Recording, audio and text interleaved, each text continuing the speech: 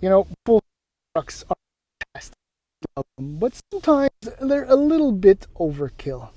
I mean, in fact, a mid-sized trucks can also be considered on occasion like being a little bit too much truck for our daily needs. This is why Ford has brought this thing to market. Yes, this is the near unobtainium brand new 2022 Ford Maverick. And let me tell you that it is absolutely everything you think it is. And I am blown away by how good this small truck is. I've been driving around with it for a few days and I can't begin to explain, or I can't begin to fathom how much thinking went into this truck. Ford engineers thought of absolutely everything. And I continue to be, I'm almost speechless, which essentially never happens. Anyway, in the following video, we're going to do a semi-comprehensive walk around of this XL, yes, a base model, but with one caveat. However, it is not a hybrid. I would have loved a hybrid, but that's the real true unobtainium Maverick.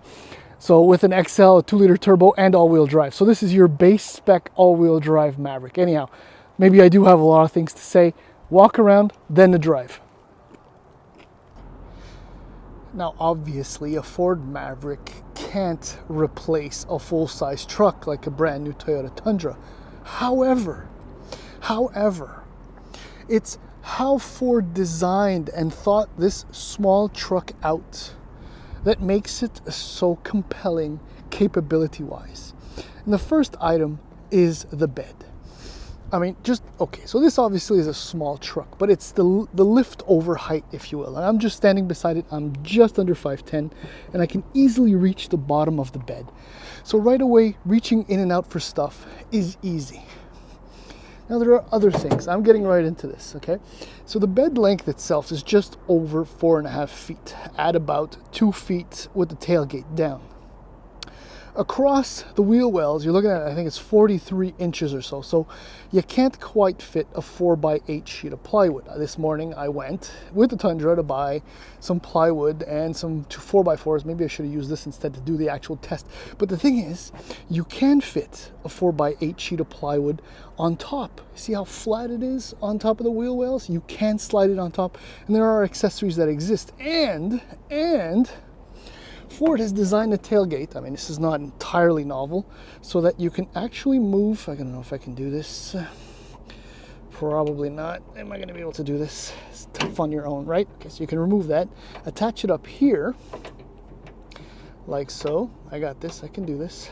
Again, one hand, low budget show. This is not working out too well. There we go. And the bed can sit upright, or not upright, but the height of the tailgate is identical to that of the wheel well. I don't know if you can kind of see that. So you can effectively put in big sheets of gyprock or plywood. I mean, I wouldn't go all that far with, I'm not going to bother with that. I was going to ruin the rest of the shot. But the thing is, Ford has thought of it. They've worked it out. You have the tie down hooks, right? And you got the hooks down at the bottom over there as well.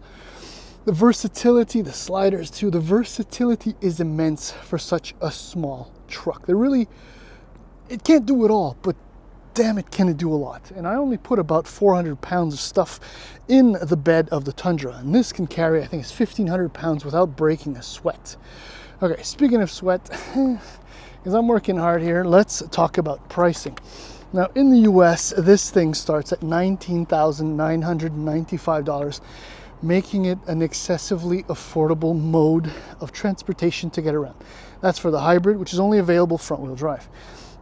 In Canada, slightly pricier proposition, $26,900 for the base truck. And if you go all the way at the other end of the trim spectrum, you're looking at a Lariat with a 2-liter turbo.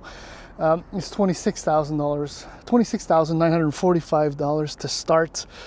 In the US, $35,100 to start in Canada. Difference is all-wheel drive is standard in Canada once you get the 2-liter turbo. This is a Super Crew configuration, which is kind of funny because when you think Super Crew, anyway, I think of Super Duty, which certainly this isn't. But far be it from me to criticize what this small little thing can actually manage to pull off. Included in the base price, 17-inch steel wheels. Yes, these steel wheels, that's right, this is an XL. LED headlamps, an 8-inch touchscreen display with Apple CarPlay, Android Auto. I mean, basically, you have everything you could possibly want. I know the tailgate is down, apologies, but styling-wise, this thing looks phenomenal as well.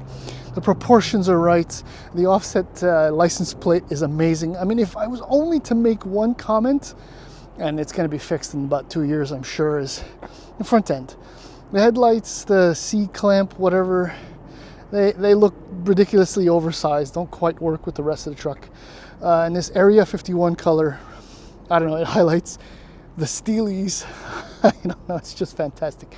So this is, as I've said, an XL, but not the hybrid, sadly. That's, like I said, unobtainium. This is an XL 2-liter turbo all-wheel drive. So the cheapest all-wheel drive 2-liter version you can get, which is $29,050. Okay, so when this truck was spec'd out, it retailed for, I think it was $28,400. So it's gone up by almost $650 for no apparent reason other than, well, Ford can charge whatever they want for one of these, because essentially if you want one, you're gonna have to wait, especially if you want a hybrid. Okay, as tested, this model, well, you get, I kind of showed it to you there, a spray in bedliner Ford Co-Pilot, 110 volt outlet, that's in the second row, I'll show it to you. It's got the hitch right down there, plus the rear sliding door. You can see it, rear sliding door, rear sliding window right there, for a grand total of about $32,500. I mean, it's a lot of money, but it's not at the same time. It's pretty impressive. Okay, let's waltz in there into the Super Crew cab. Now, the thing is, for humans, well, teenagers or adults, this actually works. I tried to squeeze in one of my kids' seats in here, and the seat back is far too upright. And although my driving position is very close, there was no way I could get the seat in and leave my kids' legs on. But I'll get to that in a second. I mean, ingress and egress is really easy. It works out wonderfully. You know, step in, and there's still a fair amount of legroom. I mean, this is a very small truck, and you could, if you really had to, slide 3 people across. Here's a little shot of the dashboard right there. Simplicity, functionality, all right there. Speaking of that, you know what, I'll show it on the front door. The amount of details in this thing, it's extraordinary. Okay, I'll get out of the shot, I'll get into the truck. First of all, yes, that's blue. Do not adjust your screen. It's fantastic. The handle, just the handle, detail. You can grab it up here, here, here. Love it. Cup holders. You can slide in one of those big plastic reusable water bottles.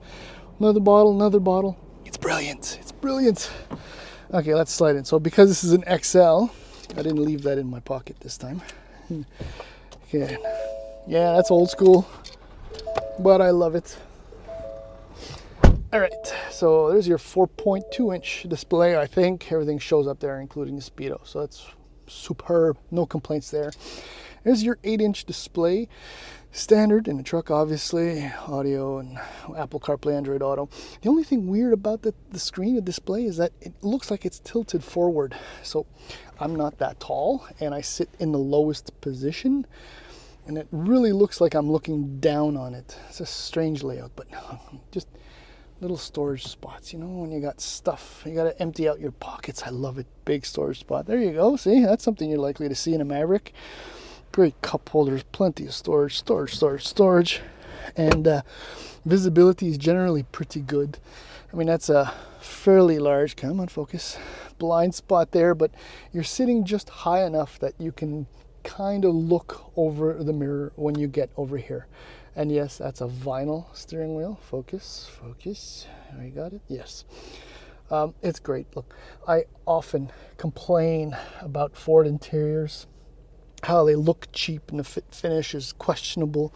But in here, for 30 grand, this is brilliant. Anyhow, and you know what? It just gets better on the road. So let's get to it. so many things to say about this small truck.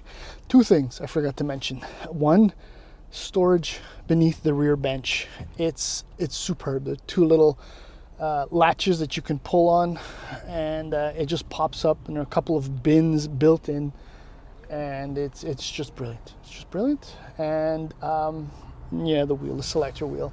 I mean, I think of all the possible complaints I might have about the hybrid, maybe the Maverick, it's that. Otherwise, how can I put it? This is Ford allowing itself to do what it does best. I kind of like the Ranger, but it feels compromised, cheap, overpriced, and trying too hard. The F-150 is a pillar, obviously, for Ford, and as far as full-size trucks are concerned.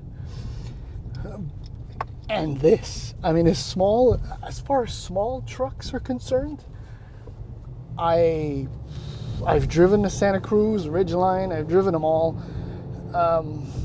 And the Santa Cruz is more of a, I mean, it's really cool, it's fast, it's capable, but it's so much more expensive than this, principally, or in large part, because of the only powertrain available in it. So as far as real world urban living truck-ish capabilities, there is nothing else like the Maverick. And driving it is wonderful. I'm gushing, and I'm just gonna, whatever, it doesn't matter. Unfortunately, it's not the hybrid.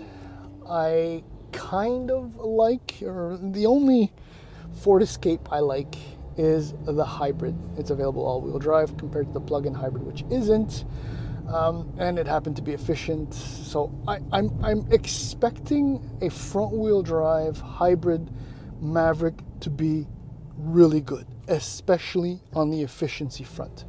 It won't be the 2.5 liter naturally aspirated engine, 191 total system horsepower.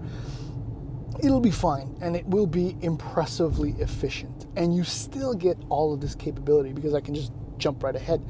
I mean, both can haul 1,500 pounds in the bed, 1,500 pounds, and both to start can tow 2,000 pounds. Now, if you get the 2-liter turbo version with all-wheel drive, well, then you get the ability to tow up to 4,000 pounds with the proper equipment. 4,000 pounds is still not that bad for a little truck like this.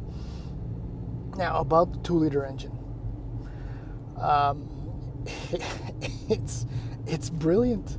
I mean, there's next to no lag to speak of. The 8-speed automatic transmission does exactly what it's supposed to do when you want it to do. It does what it's supposed to do when you want it to do it. Is that even... Anyhow, the point is the powertrain is superb. I mean, it's 250 horsepower and 277 pound-feet of torque from 3,000 RPM. So literally off the line with all-wheel drive. I mean, you can keep up with a number of compact cars, if not most of them. Notice I removed the word sport, and even then, this thing is quick. As far as fuel consumption is concerned, oh look, I'm averaging closer to 10, but I'm not being very, very kind or patient because I'm having too much fun. But in reality, I'm pretty sure you can average 8 and change-ish and still benefit from the space and the capability and oh yeah, wait, there's more. The ride quality is incredible. Mind you, this has 17-inch Steelies with massive sidewalled 17-inch winter tires, but the ride quality is good. You really get, or I really get, the impression that it's solid, that the bushings have just enough give, but are solid enough to keep everything together without compromising basic comfort desires. I mean, the dampening is amazing. It's a multi-link setup for all-wheel drive in the back, and it's a torsion beam for front-wheel drive. Torsion beam doesn't mean anything negative anymore, essentially. And steering is really nice. It's heavy, but not overly so. Again, it's kind of like the bushings. It feels like everything is well together. Brake pedal feel is good. I mean, if I was to make another mild thing, I'm grabbing my ear because the 4-cylinder, the 2-liter, it doesn't sound very good. I mean, it's whiny-ish, which is something I'd rather not hear, but I mean, I don't think that most people are going to push it this hard, or most owners anyway. And it's decently quiet on board, even at 90 or 100 kilometers an hour. A little above that, it gets kind of noisy, or wind noise penetrates into the cabin, but it's not all that bad. I mean, look, I'm 32 grand as tested. I mean, there's a few things I would do without, like the Ford Copilot, blah, blah, blah. Oh, and I did show you the rear sliding window, which is so cool. It's manual. But yeah, you get the idea. Look, the Maverick is smoking hot because it's smoking hot. Because it's ultra cool. Because if you want a show-ish piece, you get a Santa Cruz. If you want something that's reasonable, price-wise, design-wise, but very capable, this is it.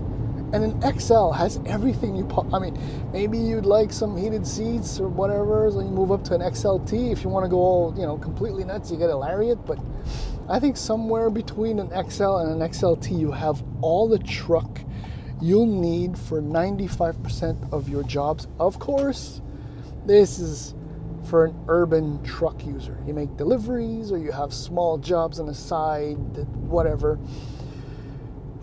I love this thing. I absolutely love this thing. It is incredible.